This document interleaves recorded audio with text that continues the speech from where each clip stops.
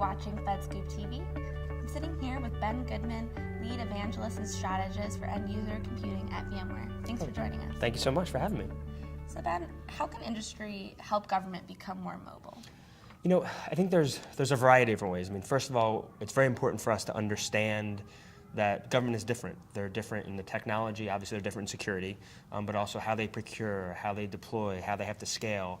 And so I think it's really important to have a good understanding of government. And so, you know, we at VMware, we have a dedicated federal team that really understands what the government's needs are and what they need to be successful. So that's really important. I think we also need to really look at the use cases, look at how they're going to be used. If it's a warfighter, if it's someone that's out in the field taking census data, they all have different requirements. And so we need to make sure that our technology is able to fit their needs. And so we got to listen a lot. I think it's important.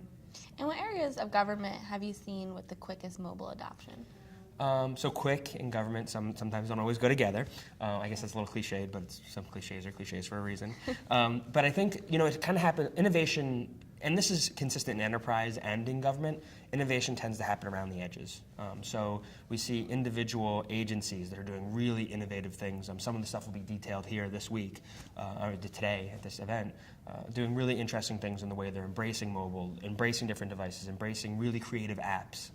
And so we really see the kind of the innovation at the edge. It's harder to do it on a larger scale, to do it for, you know, an entire massive department. So we see, you know, individual agencies doing really interesting things. I think over time that innovation will kind of come from the edges, work towards the middle. And I think technology is getting to a point where it's more realistic and more reasonable to start deploying mobile technologies everywhere. And I think, you know, it seems to be a huge focus of the federal government. So. Right. And what mobile trend do you see being the most disruptive for government? So also cliche, but BYOD, bring your own device, is, and I'm sure you're going to hear it in every interview, is a huge trend. And it's a trend for a reason, once again, because users have these devices at home. They get them for $99, $199. They spend a bunch of, a couple dollars on 99-cent apps, and they're hugely productive in their personal lives.